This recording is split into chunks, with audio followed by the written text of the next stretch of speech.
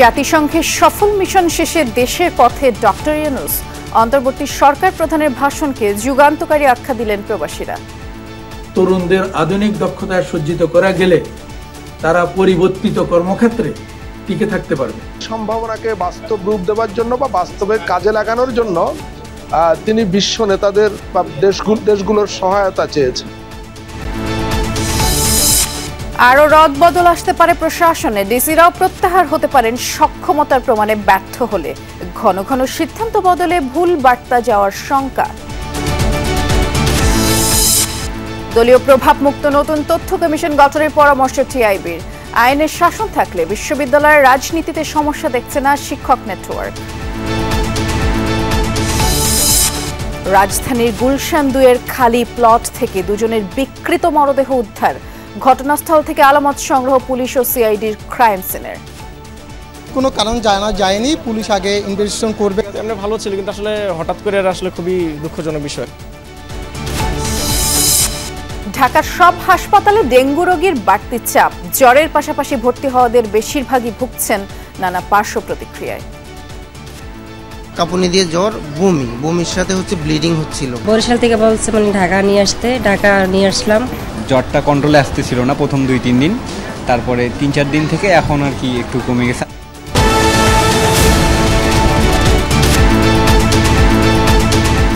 শুভেচ্ছা, দুপুরে বাংলাদেশে আমন্ত্রণ জানাচ্ছি। নুসরাত বৃষ্টির সাথে আছি। শিরোনামগুলো শুনছিলেন। শুরুতেই জানাবো জাতিসংঘ ৭৯তম সাধারণ অধিবেশনের খবর। জাতিসংঘ সাধারণ পরিষদের ৭৯তম অধিবেশন এবং অন্যান্য উচ্চ পর্যায়ের দ্বিপাক্ষিক বৈঠক শেষে ঢাকায় ফিরছেন অন্তর্বর্তী সরকারের প্রধান উপদেষ্টা ডক্টর মোহাম্মদ ইউনূস। এই তথ্য নিশ্চিত করেছেন প্রধান উপদেষ্টার প্রেস সচিব শফিকুল আলম। বলেছেন, প্রধান উপদেষ্টা এবং তার সফর সঙ্গীরা স্থানীয় সময় রাত 9:30টায় রওনা হয়েছেন। নিউ ইয়র্কের জন এফ কেনেডি বিমানবন্দর থেকে তারা কাতার এয়ারওয়েজের একটি বাণিজ্যিক ফ্লাইটে রওনা হন। ফ্লাইটটি বাংলাদেশ সময় রাত 2:15টায় ঢাকা শাহজালাল আন্তর্জাতিক বিমানবন্দরে অবতরণ করার কথা রয়েছে। 4 দিনের যুক্তরাষ্ট্র সফরে জাতিসংঘ অধিবেশনে ভাষণ দেওয়ার পাশাপাশি ছোট বড় 40টি সাইডলাইন বৈঠক করেছেন প্রধান উপদেষ্টা ডক্টর ইউনূস। আর প্রেসিডেন্ট জো বাইডেন ছাড়াও 16 জন বিশ্ব নেতার সাথে সাক্ষাৎ করেছেন তিনি।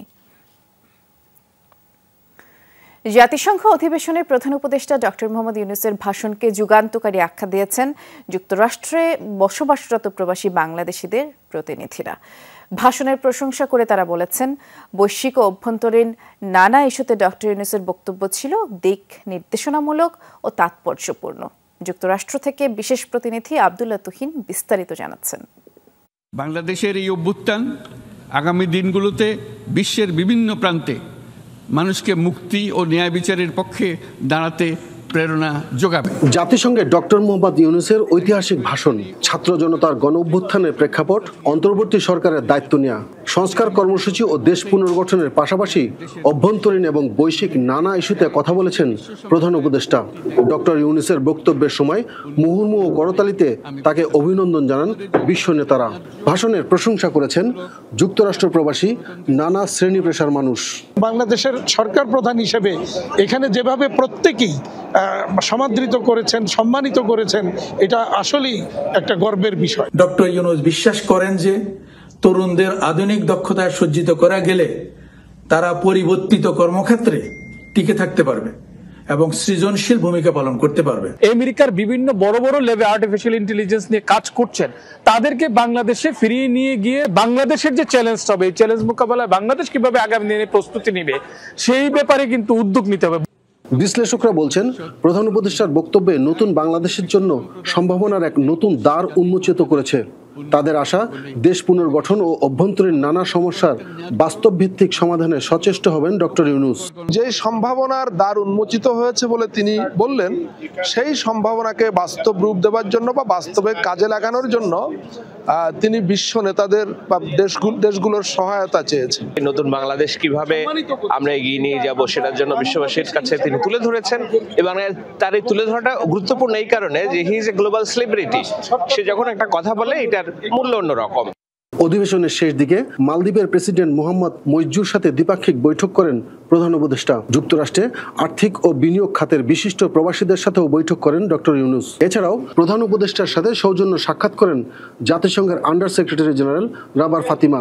সফরের শেষ দিনে প্রধান উপদেষ্টা ভয়েস অফ আমেরিকা সহ বেশ কয়েকটি আন্তর্জাতিক গণমাধ্যমকে সাক্ষাৎকার দেন। হুমকির মুখে পড়া দেশের সামগ্রিক অর্থনীতি এবং বাংলাদেশের পুনর্গঠনে বিশ্ব নেতৃবৃন্দের কাছ থেকে যে ধরনের সাহায্য সহযোগিতার আশ্বাস পাওয়া গেছে তা সত্যি অভূতপূর্ব বলে মনে করছেন বিশেষজ্ঞরা। এখন বর্তমান সরকার দলমত নির্বিশেষে সবাইকে ঐক্যবদ্ধ করে কিভাবে বিশ্ব নেতাদের কাছ থেকে পাওয়া সেই প্রতিশ্রুতি কাজে লাগিয়ে বাংলাদেশকে এগিয়ে নিতে পারেন সেটা এখন দেখার অপেক্ষায় সবাই। আব্দুল্লাহ তুহিন, যমুনা নিউজ, জাতিসংঘ সদর দপ্তর, নিউ ইয়র্ক, যুক্তরাষ্ট্র। অন্তর্বর্তী সরকারের প্রধান উপদেষ্টা ডক্টর মোহাম্মদ ইউনূসের প্রতি সমর্থন অব্যাহত রাখার কথা জানিয়েছেন মার্কিন সিনেটের মেজরিটি হুইপ ডিক ডারবিন। নিউ ইয়র্ক সময় শুক্রবার ডক্টর মোহাম্মদ ইউনূসের সাথে সাক্ষাৎ করেন তিনি। ডক্টর ইউনূস বাংলাদেশি শিক্ষার্থীদের আঁকা দেয়াল চিত্রের ছবি সম্বলিত দ্য আর্ট অব ট্রায়াম্ফ শীর্ষক আর্টবুক উপহার দেন।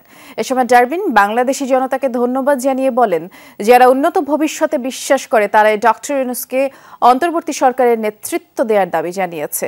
তিনি ডক্টর ইউনূসের প্রতি অবিচ্ছিন্ন সমর্থনের আশ্বাস দেন। সামনে প্রশাসনে আরও পরিবর্তন আসছে। প্রধান উপদেষ্টা আগামীকাল দেশে ফিরলে কয়েকজন সচিব প্রত্যাহার ও নতুন পদায়ন হতে পারে বলে জানিয়েছেন জনপ্রশাসন সচিব। বলেছেন, নতুন ডিসিদেরকেও সক্ষমতা প্রমাণ করতে না পারলে প্রত্যাহার হতে পারেন। শূন্য থাকা 8 জেলার ডিসি নিয়োগও দ্রুত হবে এবং রদবদল হতে পারে এডিসি ও ইউএনও পদেও। জনপ্রশাসন বিশেষজ্ঞরা বলছেন, অতীত যাচাই করে যোগ্যদের নিয়োগ দিতে হবে, আর এক্ষেত্রে নিয়োগের পরে সিদ্ধান্ত পরিবর্তন হলে ভুল বার্তা যাবে। বিস্তারিত জানাবেন সহকর্মী আলমগীর স্বপন। দীর্ঘ 15 বছর ক্ষমতায় থেকে প্রশাসন সাজিয়েছিল গণ অভ্যুত্থানে ক্ষমতাচ্যুত আওয়ামী লীগ সরকার। সেই প্রশাসনে শৃঙ্খলা ফেরাতে চ্যালেঞ্জের মুখে অন্তর্বর্তী সরকার। এরই মধ্যে কয়েকজন সচিবকে ওএসডি অবসরে পাঠানো হয়েছে। বাতিল হয়েছে 11 সচিবের চুক্তিভিত্তিক নিয়োগ। এতে কয়েকটি মন্ত্রণালয় এখন সচিব শূন্য। আবার বেশ কিছু মন্ত্রণালয়ে থেকে গেছেন বিগত সময়ের সুবিধাভোগীরা। জনপ্রশাসন সচিব জানিয়েছেন, প্রধান উপদেষ্টা দেশে ফিরলে সচিব ও অধিদপ্তরের প্রধান পদে নতুন পদায়ন হবে, প্রত্যাহারও হবেন কয়েকজন। মাননীয় প্রধান উপদেষ্টা নিউ ইয়র্কে গেছেন, উনি আসলে পরে আমাদের কিছু সামারি যাবে, আমরা রেডি করতেছি। কিছু সচিব উইথড্র হবে, নতুন কিছু সচিব পদায়ন হবে, বিভাগীয় ডিভিশনাল লেভেলে বদলি হবে এবং আমাদের বিভিন্ন কর্পোরেশন সেক্টরে চেয়ারম্যান, ডিজি এই সমস্ত পদ এগুলো পূরণ হয়ে যাবে। মাঠ প্রশাসনের চালক, জেলা প্রশাসক বা ডিসিরা ক্ষমতার পালাবদলে 51 জেলায় যোগ দিয়ে কাজ শুরু করেছেন নতুনরা। অভিযোগ থাকায় নিয়োগের পরদিনই বাতিল হয় 8 জেলার নতুন ডিসির নিয়োগ। তাই ভারপ্রাপ্ত দিয়ে চলছে এসব জেলা। আবার উপসচিব পর্যায়ের কিছু কর্মকর্তার ক্ষোভ ও অভিযোগ আছে নতুন ডিসি নিয়োগ নিয়ে। এমন একটা সমস্যা হচ্ছে যেটা সরকারকে টাচ করবে, অবশ্যই সিদ্ধান্ত নেওয়া হবে। এই জন্য আগেই বললাম, একদিনের ডিসি আছে, এখন তো এদের বয়স কয়েকদিন হয়ে গেছে এবং এদেরকে প্রমাণ করতে হবে তারা ফিট, তারা for the people, for the state. আমরা 51 জন অ্যাট এ টাইম দিয়েছি, তারা খুব কনফিডেন্সের সাথে কাজ করছে। যে 8 জন তোলা হয়েছে আর অলরেডি আমাদের গোয়েন্দাতে পাঠানো হয়েছে, এটা প্রসিডিউর। তখন তাড়াহুড়ো ছিল, প্রয়োজনে। এখন এটা ভেরি শর্ট, এটা হয়ে যাবে। মাঠ প্রশাসনের দীর্ঘ সময় ইউএনও ও এডিসির দায়িত্বে আছেন অনেকে। এক্ষেত্রে পরিবর্তনের প্রয়োজনে বিভাগীয় কমিশনাররা ব্যবস্থা নিতে পারে বলে জানিয়েছেন সচিব। ডিভিশনাল কমিশনার ফিল করছেন, ওনাকে অথরিটি দেওয়া আছে, ওরা বদলাচ্ছেন, উইথড্র করছেন। সচিবের দাবি, নানা পদক্ষেপের কারণে প্রশাসনে শৃঙ্খলা ফিরে আসছে। এক্ষেত্রে বিশেষজ্ঞদেরও একই মত। তাদের পরামর্শ, সিদ্ধান্ত নিলে আর পিছু হটা যাবে না। সিদ্ধান্ত নেওয়ার ক্ষেত্রে বুঝে শুনে নেওয়া উচিত এবং নিলে আর পরিবর্তন না করা ভালো, কারণ পরিবর্তন করলে একটা খারাপ বার্তা যায়। তারা গুছানোর চেষ্টা করতেছেন, একটু সময় লাগতেছে। আমি তো মনে করি হয়তো আগামী 1 মাসের মধ্যে সব গুছিয়ে ফেলবেন। মাঠ প্রশাসন, আমাদের গোয়েন্দা সংস্থা অথবা বিভিন্ন সোর্সের আমরা পাই, ওই জায়গাটা সেটেল, ইনশাল্লাহ আরও ভালো হচ্ছে, ভালো হবে। ডিভিশন লেভেলটা ফাইন। আর সেক্রেটারিয়েটে তো শুধু একটা মিনিস্ট্রি কাজ করে না, বিভিন্ন ধরনের, এখানে নানান কারণে কিছু অস্থিরতা দেখেছেন। এখন অস্থিরতা আস্তে আস্তে ধীরে ধীরে স্তম্ভিত হচ্ছে এবং ইট ইজ ফাংশনাল। সচিব জানান, প্রশাসনের চেইন অব কমান্ড ফিরিয়ে আনতে কঠোর সরকার। 1 অক্টোবর শুরু হচ্ছে প্রশাসন সংস্কার কমিশনের কার্যক্রম। আলমগীর স্বপন, যমুনা নিউজ, ঢাকা।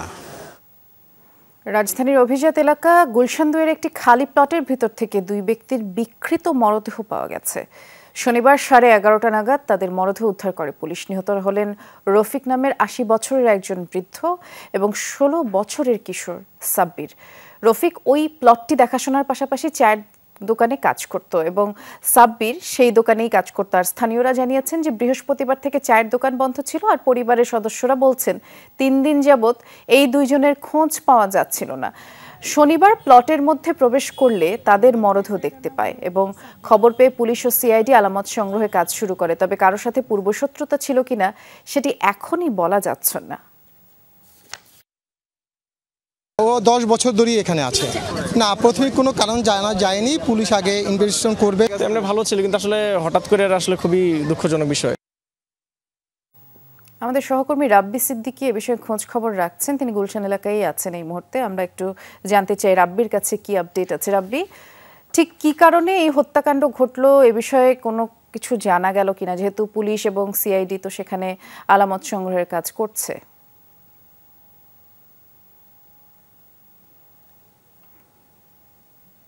কিছুক্ষণ আগে 2 জনের মরদেহ সেটি কিন্তু মেডিকেলে নিয়ে যাওয়া হয়েছে। তার আগে প্রাথমিক যে সুরতহাল, সেই সুরতহাল প্রতিবেদন পুলিশ করে এবং পুলিশ আনুষ্ঠানিকভাবে কোনো তথ্য না জানালেও যে বিষয়টি ধারণা করছে যে আসলে তাদেরকে প্রথমে শ্বাসরোধ করে হত্যা করা হয়েছে, তারপরে দরজায় তালা দিয়ে তৃতীয় যে কর্মচারীকে পাওয়া যাচ্ছে না সেই কর্মচারী পলাতক আছে এবং সেই সাথে লুটপাটও হয়েছে। দোকানের অনেক জিনিস পাওয়া যাচ্ছে না, সেই সঙ্গে টাকা পাওয়া যাচ্ছে না। সব মিলিয়ে ধারণা করা হচ্ছে যে আসলে এটি 2 জন কেয়ারটেকার এবং সেই সঙ্গে এক কর্মচারী, 2 জনকে হত্যা করে মালামাল লুট করার কাজটি করেছে। এখন যাকে পাওয়া যাচ্ছে না তাকে ধরার জন্য পুলিশ চেষ্টা করছে, যদিও আনুষ্ঠানিকভাবে পুলিশের পক্ষ থেকে আমাদেরকে কিছুই জানানো হয়নি। আমরা জাস্ট দেখেছি যে এই যে গুলশানের 2-এর যে 108 নম্বর রোডের যেই প্লটটি, এটি অনেক দিন ধরেই এই উন্মুক্ত এবং এই প্লটের ভিতরেই চায়ের দোকানটি ছিল এবং সেই চায়ের দোকান এবং সেই সাথে এই দোকানে 2 কর্মচারী ছিল। তারা মূলত দোকানসহ এই প্লটের জায়গাটি দেখাশোনার কাজটি করত। সব মিলিয়ে যে তদন্ত হচ্ছে, প্রাথমিক তদন্তে ধারণা করা হচ্ছে যে আসলে এই হত্যাকাণ্ড এবং সেইভাবেই তদন্ত এগোচ্ছে। শুনছিলাম, আপনি বিস্তারিত জানাচ্ছিলেন। ধন্যবাদ রাব্বি। কক্সবাজারের চকরিয়ায় সেনা কর্মকর্তা লেফটেন্যান্ট তানজিম সারোয়ার হত্যার ঘটনায় আরও 2 জনকে গ্রেফতার করা হয়েছে। ভোরে কাহারিয়া ঘোড়া এলাকায় অভিযান চালায় যৌথ বাহিনী এবং গ্রেফতার করা হয় তানজিম সারোয়ারের মূল হত্যাকারী নাসির এবং তার সহযোগী এনামকে। এ সময় তাদের কাছ থেকে 2টি দেশীয় আগ্নেয়াস্ত্র এবং 3 রাউন্ড গুলি জব্দ করা হয়। প্রাথমিক জিজ্ঞাসাবাদে 2 জনেই এই হত্যাকাণ্ডে জড়িত থাকার বিষয়টি স্বীকার করেছে। এখন পর্যন্ত এ নিয়ে 9 জনকে গ্রেফতার করল আইনশৃঙ্খলা বাহিনী। সোমবার রাতে ডুরাহাজরার মাইজপাড়া এলাকায় অভিযান চলাকালে ডাকাতের ছুরিকাঘাতে গুরুতর আহত হন লেফটেন্যান্ট তানজিম সারোয়ার। রামু সম্মিলিত সামরিক হাসপাতালে নেওয়া হলে চিকিৎসাধীন অবস্থায় মারা যান তিনি।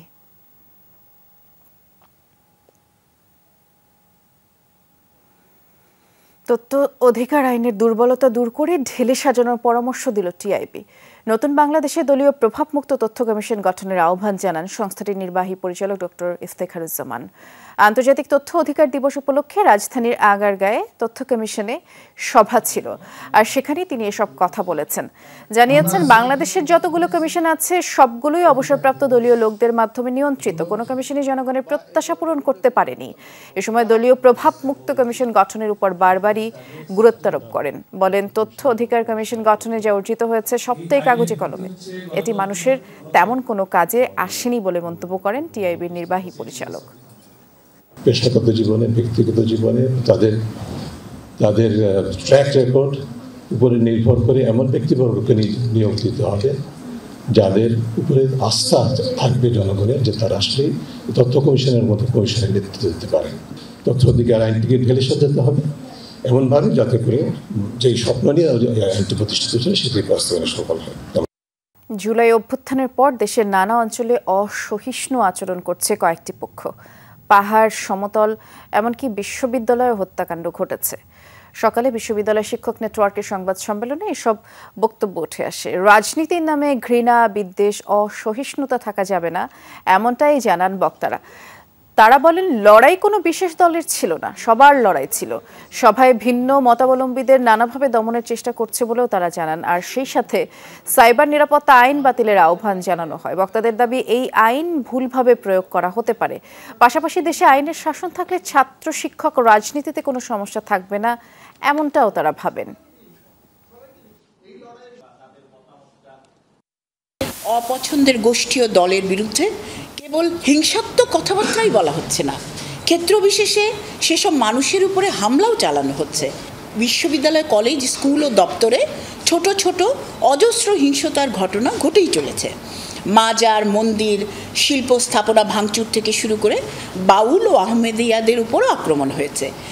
এসব দুর্ঘটনা দীর্ঘদিন সমাজের মধ্যেকার নানাবিধ অমীমাংসা ও গণতন্ত্রহীনতার সাথে সম্পর্কিত বলে আমরা মনে করি। ডেঙ্গুর প্রকোপ কমছে না। ঢাকার প্রায় প্রতিটি হাসপাতালেই লক্ষ্য করা গেছে ডেঙ্গু রোগীর অতিরিক্ত চাপ। শনিবার সকালে সোহরাওয়ার্দী হাসপাতালে ডেঙ্গু ওয়ার্ডের প্রতিটি বেডেই রোগী ছিল এবং কেউ ডেঙ্গুতে আক্রান্ত 5 দিন ধরে, আবার কেউ তার থেকেও বেশি। ডেঙ্গু জ্বরে আক্রান্ত হয়ে বেশিরভাগ রোগীরই বমি, পাতলা পায়খানার মতো উপসর্গে ভুগতে হচ্ছে। সোহরাওয়ার্দী হাসপাতালে ভর্তি হওয়া রোগীদের বেশিরভাগই রাজধানীর মোহাম্মদপুর, আদাবর, বসিলা ও ফার্মগেট এলাকার বাসিন্দা। চলতি বছর এ পর্যন্ত 143 জন মারা গেছেন। হাসপাতালে ভর্তি হয়েছেন 27,000-এর বেশি মানুষ। কাঁপুনি দিয়ে জ্বর, বমির সাথে ব্লিডিং হচ্ছিল। তারপরে দাঁতের গোড়া দিয়ে পিনকি দিয়ে রক্ত আসতেছিল। তারপর কলেরা হয়ে গেছে। ইভেন সে একা এখন আর চলাফেরা করতে পারে না। বমি ভাব ছিল, জ্বরটা কন্ট্রোলে আসতেছিল না প্রথম 2-3 দিন, তারপরে 3-4 দিন থেকে এখন আর কি একটু কমে গেছে। আজকে ওকে রিলিজ করব। প্রথম বরিশাল ভর্তি ছিল, বরিশাল থেকে বলছে ঢাকা নিয়ে আসতে, ঢাকা নিয়ে আসলাম। তো এখন আগের থেকে অনেক উন্নত। এ পর্যায়ে রাজধানীর সোহরাওয়ার্দী হাসপাতালে যাচ্ছি। আমাদের সহকর্মী ভাস্কর ভাদুরী সেখানেই আছেন। ভাস্কর, আজ সকাল পর্যন্ত তো যেমনটি শুনলাম সোহরাওয়ার্দী হাসপাতালের ডেঙ্গু ওয়ার্ডের কোনো বেড খালি নেই। আপনি রোগীদের চাপ কেমন দেখছেন জানাবেন, এবং হাসপাতাল কর্তৃপক্ষ কি বলছে সেটিও জানতে চাই।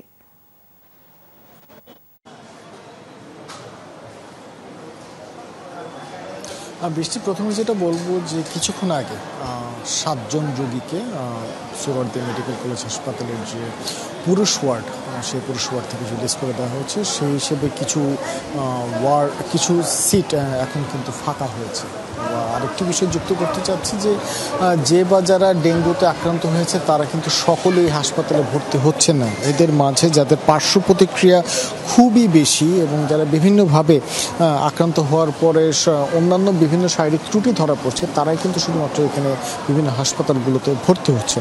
চিকিৎসকদের সাথে যখন কথা বলছিলাম, চিকিৎসকরা কিন্তু আমাদেরকে জানিয়েছেন যে রোগীর চাপ রয়েছে, তবে এমন পরিস্থিতি সামাল দেওয়ার জন্য অথবা সামনে যদি রোগীর চাপ আরও বাড়ে, সেই পরিস্থিতি সামাল দেওয়ার জন্য কিন্তু সোহরাওয়ার্দী হাসপাতালে যথেষ্ট লোকবল এবং অন্যান্য যে সকল সরঞ্জামের সাহায্য দরকার সেগুলো কিন্তু রয়েছে। রোগীদের উদ্দেশ্যে চিকিৎসকরা যে উপদেশ দিয়েছেন যে ডেঙ্গু জ্বরে আক্রান্ত হওয়ার পর যদি দাঁতের মাড়ি দিয়ে অথবা বমির সাথে কিংবা পাতলা পায়খানার মাধ্যমে যদি রক্তক্ষরণ অথবা রক্ত বের হয়, তাহলে কিন্তু দেরি না করে দ্রুততম সময়ে নিকটস্থ যে হাসপাতাল, সেই হাসপাতালগুলোতে ভর্তি হবার জন্য। তবে যে সকল যে রোগীদের সাথে অথবা রোগীদের স্বজনদের সাথে আমরা কথা বলছি, তারা প্রায় সকলে কিন্তু এই একই উপসর্গ বলেছেন যে রক্ত বের হওয়ার বিভিন্ন স্থান দিয়ে রক্তক্ষরণের মাধ্যমে কিন্তু তারা ক্রমাগত দুর্বল হয়ে যাচ্ছেন এবং যার ফলে তারা হাসপাতালে ভর্তি হতে বাধ্য হয়েছেন। বিস্তারিত করে জানাচ্ছিলেন, ধন্যবাদ ভাস্কর।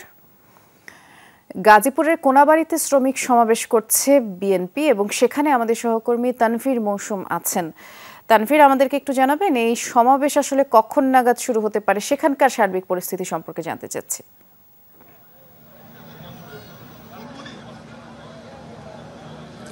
বৃষ্টি সমাবেশ এখানে আমরা দেখেছি যে আসলে সকাল থেকে আমরা এখানে উপস্থিত ছিলাম এবং কিন্তু এখানে ধীরে ধীরে যে সমাবেশ যে জমে ওঠার ব্যাপারটা এবং মানুষের আস্তে আস্তে যে আসার বিষয়টা সেটা কিন্তু কিছুক্ষণ আগে শুরু হয়েছে, অর্থাৎ বলা যায় যে জোহরের নামাজের ঠিক পরবর্তী সময়টাতে, এবং এখন ধীরে ধীরে মানুষজনরা আসতে শুরু করেছে। আমরা যদি একটু দেখাই এখানকার যে জনসমাগমের যে চিত্রটা সেটা একটু আমরা দর্শকদেরকে দেখাতে চাই যে আসলে কোনাবাড়ী ডিগ্রি কলেজের মাঠে এখন কি পরিমাণে জনসমাগম। তবে একথা নির্দ্বিধায় বলা যায় যে আসলে সময়ের সাথে আরো সময় পার যখন হবে তখন আরো বেশি জনসমাগম হবে, কারণ এখন পর্যন্ত কিন্তু এই যে গাজীপুর জেলা ও মহানগর শ্রমিক দলের যে শ্রমিক সমাবেশ সেই সমাবেশের কিন্তু প্রধান অতিথি মির্জা ফখরুল ইসলাম আলমগীর তিনি কিন্তু এখন এসে পৌঁছাননি। এছাড়া এই যে যারা আওয়ামী লীগের কেন্দ্রীয় নেতারা, যারা বিএনপির কেন্দ্রীয় নেতারা আছেন, Nazrul Islam Khan, doctor AZM Zahid Hossain, AK Fazlul Haque Milon সহ অন্যান্য যারা আছেন তারা কিন্তু এখনো এসে পৌঁছাননি। তারা আসলে কথা নির্দ্বিধায় বলা যায় যে তখন জনসমাগম আরো বেশি বাড়বে। মূলত গার্মেন্টস এবং ঔষধ শিল্প সহ বিভিন্ন প্রতিষ্ঠানে দুষ্কৃতিকারীরা যে বিশৃঙ্খলা চালাচ্ছে সেই বিশৃঙ্খলা প্রতিরোধ, শান্তিপূর্ণ সমাবেশ, শান্তিপূর্ণ পরিবেশ বজায় রাখা এবং এই যে বিভিন্ন জায়গায় যে শ্রমিক কর্মচারীরা রয়েছে সেই শ্রমিক কর্মচারীদের বেতন ভাতা নিয়মিত আসলে পরিশোধের দাবিতেই এই শ্রমিক সমাবেশটি কিন্তু এই আয়োজন করা হচ্ছে। এবং আমরা দেখতে পাচ্ছি যে প্রচুর মানুষ কিন্তু এখন দলে দলে আসতে শুরু করেছে এবং সেটি কিন্তু আসলে সময়ের সাথে পাল্লা দিয়ে বেড়েই চলছে। এবং আমরা দেখতে পাচ্ছি যে আসলে এই যে মানুষের যে জনসমাগম সেটি কিন্তু থামছে না এবং সেটি আসলে প্রতি মুহূর্তেই আসলে বেড়ে যাচ্ছে। এবং যখন এই শ্রমিক সমাবেশের যারা প্রধান অতিথিরা রয়েছেন এবং অন্যান্য কেন্দ্রীয় নেতারা যারা রয়েছেন তারা যখন আসবে তখন কিন্তু জনসমাগম আরো বেশি বৃদ্ধি পাবে। দেখছিলাম আমরা, ধন্যবাদ তানফির। গোপালগঞ্জে আওয়ামী লীগ সভাপতি ও সাবেক প্রধানমন্ত্রী শেখ হাসিনার ৭৮তম জন্মদিন পালন করছে ছাত্রলীগ। সকালে বঙ্গবন্ধু কলেজের শহীদ মিনার চত্বরে কেক কাটেন নেতাকর্মীরা, পরে শোভাযাত্রা বের করেন তারা। ক্যাম্পাস ঘুরে সড়কে উঠতে চাইলে সেখানে পুলিশ বাধা দেয়, এতে করে শোভাযাত্রা পণ্ড হয়ে যায়। পুলিশ জানিয়েছে বিশৃঙ্খলার শঙ্কায় বাধা দেওয়া হয়েছে। বিকেলে জেলা আওয়ামী লীগের উদ্যোগে শেখ হাসিনার জন্মদিন উপলক্ষে দোয়ার আয়োজন করা হয়েছে।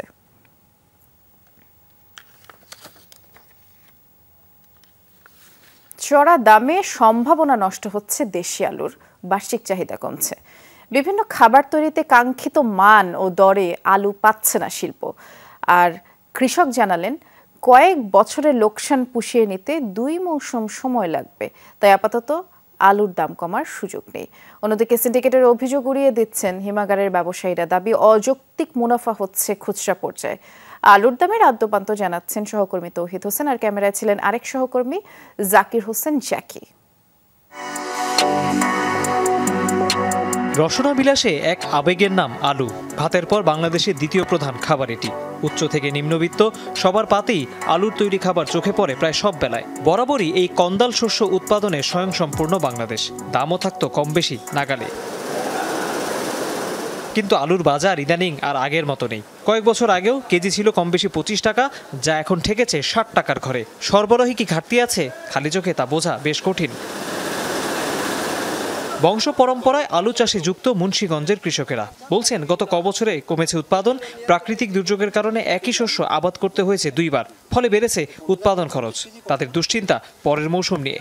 জর্তুপার একদম পুরাটা শেষ লাগাইয়া শেষ করে আইলাম। আমাকে 1 কেজি আলু পরে গিয়া 42 টাকা গিয়া পড়ছে। 1 কেজি আলু 42 টাকা পড়ছে। আমরা বর্তমান বেচতেছি কত? 38 টাকা 39 টাকা। এরও কইতেছে আলুর দাম বেশি।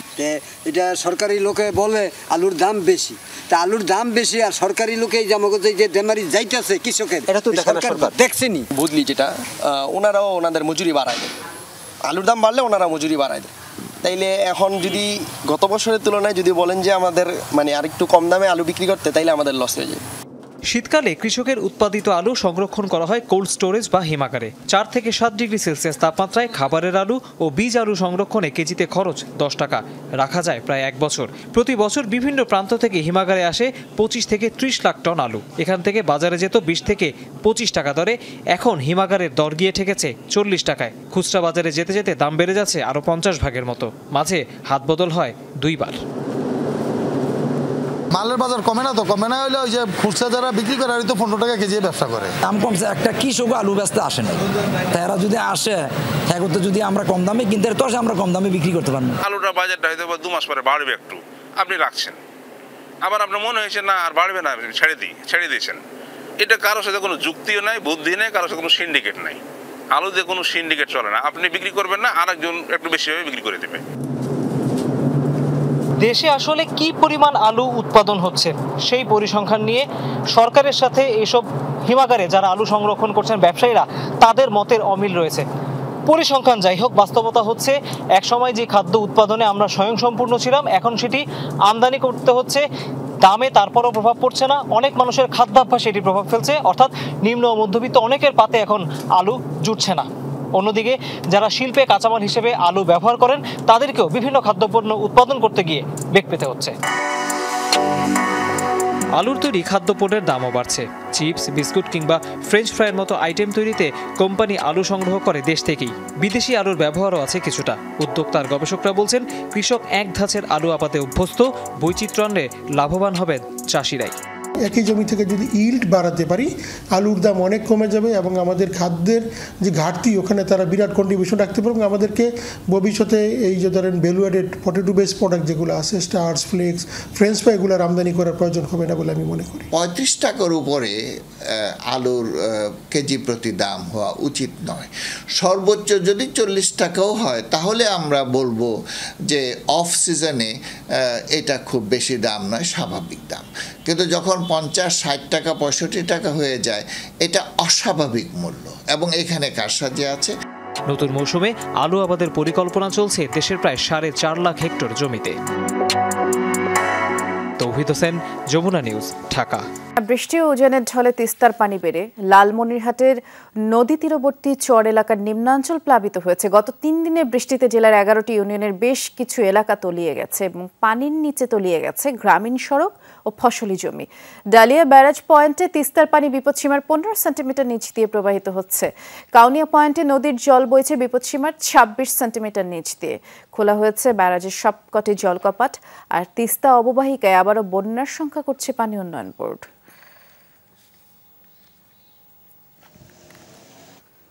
কুড়িগ্রামের কালজানি নদীতে তীব্র ভাঙন দেখা দিয়েছে। সরকারি উদ্যোগ না থাকায় এই ভাঙন রোধে উদ্যোগ নিয়েছে স্থানীয়রাই, তবে তা কতটুকু কার্যকর হবে তা নিয়ে সংশয় আছে। দুধকুমারের শাখা নদী কালজানি 4 মাস ধরেই আগ্রাসী, ভাঙছে কুড়িগ্রামের নানা স্থাপনা। ভুরুঙ্গামারীর সীমান্তবর্তী শিলখুড়ি ইউনিয়ন জুড়েই চলছে ভাঙন। দক্ষিণ ধলডাঙ্গা গ্রামের অবস্থা সবচেয়ে ভয়াবহ। এরই মধ্যে 3 শতাধিক ঘরবাড়ি সহ গ্রামটির প্রায় 5 একর ফসলি জমি বিলীন হয়েছে। হুমকিতে নানা স্থাপনা, বাড়ছে নদী পাড়ের মানুষের আতঙ্ক। 2 জায়গা থেকে বাড়িঘর ভেঙে নিয়ে এলাম, এখন নদীর কিনারে আছি। এখন বাহি মানুষগুলো যে অবস্থা আছে, একটা চাল তুলে থাকার মতো উপযুক্ত নাই। আমার 3 বিঘা জমি মেলা দিন ধরে ভাঙতেছে, 8-10 দিন ধরে ভাঙতেছে, ভাঙ্গা 2 বিঘা শেষ। আপাতত ভাঙনের মুখ থেকে এলাকাকে ঠেকানোর জন্য এনারা মানে অক্লান্ত পরিশ্রম করতেছেন, একবারে ছেলে বাচ্চা সহ এখানকার স্থানীয় মুরব্বিবৃন্দ। স্থানীয়রা বলছেন, পানি উন্নয়ন বোর্ডকে বিষয়টি দফায় দফায় জানিয়েও কাজ হয়নি। এ অবস্থায় বসত ভিটা রক্ষায় নিজেরাই উদ্যোগ নিয়েছেন। স্বেচ্ছাশ্রমে ফেলছেন বালুর বস্তা। আমরা Bhurungamari tune office, DC office, Kurigram, আমরা সব জায়গায় ঘুরে দরখাস্ত দেওয়া আছে, আমরা কোনো তাদের সাড়া পাই নাই। আমরা কিছু টাকা তুলে আমরা নদীতে সারের বস্তা ভরে নদীতে আমরা ফেলাচ্ছি। জায়গা নাই, ঈদগাহ মাঠে কোনো মতে ঘর তুলে আমরা সবাই আছি। নদীর এই পারে 3টি বিজেপি ক্যাম্প রয়েছে, 3টি প্রাথমিক বিদ্যালয় রয়েছে, একটি গুচ্ছগ্রাম, 4টি বাজার। হ্যাঁ, এই সব মিলে প্রায় 25,000 লোক বিদ্যুৎ থেকে বিচ্ছিন্ন হয়ে যাবে। ভাঙনের বিষয়টি অজানা নয় পানি উন্নয়ন বোর্ডের। প্রকল্পের মাধ্যমে টেকসই কাজের আশ্বাস দিয়ে দায় সারলেন নির্বাহী প্রকৌশলী। দীর্ঘ এলাকা জুড়েই ভাঙনটি আছে। আমরা এখানে পরবর্তীতে কোনো প্রকল্প নেওয়া যায় কিনা সেই বিষয়টি আমরা বিবেচনা করতেছি। শিলখুড়ি ইউনিয়নে প্রায় 30,000 মানুষের বাস। নানা স্থাপনার পাশাপাশি হুমকিতে বিজিবির বিওপি ক্যাম্পও। সাবরিনা লিজা, যমুনা নিউজ। নতুন করে বৃষ্টি না হয় চাঁপাইনবাবগঞ্জে পদ্মাপাড়ের নিম্নাঞ্চল থেকে পানি কমতে শুরু করেছে, তবে তা খুবই ধীর গতিতে নামছে, তাই ভোগান্তি কমেনি। পানিবন্দী রয়েছেন শিবগঞ্জ উপজেলার দুর্লভপুর, মনাকষা, নিশিপাড়া, বগলাউড়ি সহ কয়েকটি এলাকার মানুষ। ডুবে আছে রাস্তাঘাট, ফসলি জমি। পানি উন্নয়ন বোর্ডের তথ্য বলছে, গত 24 ঘন্টায় পদ্মা নদীর পানি কমেছে 13 সেন্টিমিটার, প্রবাহিত হচ্ছে বিপদসীমার 1.03 মিটার নিচ দিয়ে। স্বাধীনতার পর থেকে ঢাকা শহর নিয়ে কেউ ভেবেছে তা নিয়ে সন্দেহ প্রকাশ করেছেন উপদেষ্টা সৈয়দা রিজওয়ানা হাসান। ঢাকার খাল নিয়ে একটি ব্লু নেটওয়ার্ক তৈরি করা যায় কিনা তা নিয়েও কাজ করছেন বলে তিনি জানিয়েছেন। বিগত ১০০ বছরে ঢাকা শহরের নগর প্রতিবেশ, ভূমি ব্যবহার, জীববৈচিত্র্য, স্থানিক ও সময়ানুক্রমিক পরিবর্তন এবং কৌশলগত কর্মপরিকল্পনা প্রণয়ন নিয়ে এক সভায় কথা তিনি বলেছেন। রাজুক বোর্ডের পরিবর্তন আনতে হবে বলেও তিনি বলেছেন। পাশাপাশি রাজুককে আহ্বান জানান ঢাকার পরিবেশ বাঁচাতে যে কোনো পরিকল্পনা করতে যেন তাদের সাথেও আলোচনা করা হয়।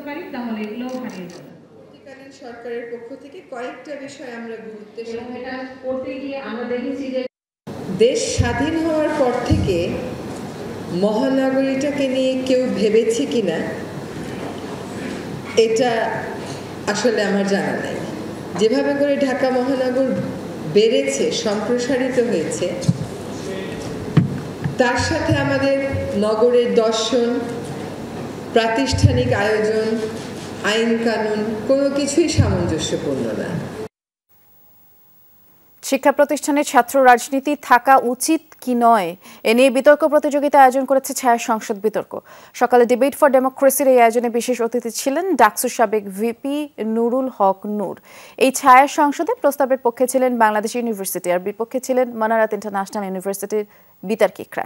সুষ্ঠু শিক্ষা ব্যবস্থা নিশ্চিতে বিশ্ববিদ্যালয় ছাত্র রাজনীতি বন্ধের পক্ষে বিপক্ষে নানা যুক্তিতর্ক সহ উঠে আসে ছাত্র রাজনীতির সাথে জড়িত র্যাগিং, চাঁদাবাজি, নির্যাতন প্রসঙ্গ।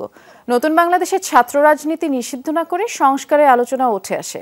পরে শিক্ষা প্রতিষ্ঠানে শিক্ষার সুষ্ঠু পরিবেশ নিশ্চিতে 10 দফা সুপারিশ করেন debate for democracy chairman Hasan Ahmed Chowdhury Kiron. সবশেষে দুপক্ষের পাল্টাপাল্টি যুক্তি খণ্ডনের পর বিজয়ী হন মানারাত ইন্টারন্যাশনাল ইউনিভার্সিটি আর বিজয়ী দলকে ট্রফি প্রদান করেন ডিবেট ফর ডেমোক্রেসি চেয়ারম্যান ও ডাকসুর সাবেক ভিপি নুরুল হক নূর। ব্যক্তিগতভাবে ছাত্র রাজনীতি এই শব্দটার পরিবর্তনের পক্ষে ছিলাম, যে এটা কি স্টুডেন্ট পলিটিক্স না স্টুডেন্ট অ্যাক্টিভিজম হবে শব্দটা। এই তরুণদেরকে আমি বলবো আগামী নির্বাচনে এই বিপ্লবী, এই মেধাবী, এই সৃজনশীল তরুণদেরকে রাষ্ট্র পরিচালনায় অংশগ্রহণের সুযোগ দেওয়ার জন্য ছাত্রদের মতামত গ্রহণ না করে হুটহাট করে ছাত্র রাজনীতি বন্ধ করে দিলে ছাত্রদের মধ্যে কিন্তু মিশ্র প্রতিক্রিয়া তৈরি হতে পারে। সুতরাং ছাত্র রাজনীতি থাকবে কি থাকবে না, প্রয়োজনে প্রত্যেকটি শিক্ষা প্রতিষ্ঠানে তাদের নিজস্ব গণভোটের মাধ্যমে সেখানে তারা সিদ্ধান্ত গ্রহণ করবে ছাত্র রাজনীতি থাকবে কি থাকবে না।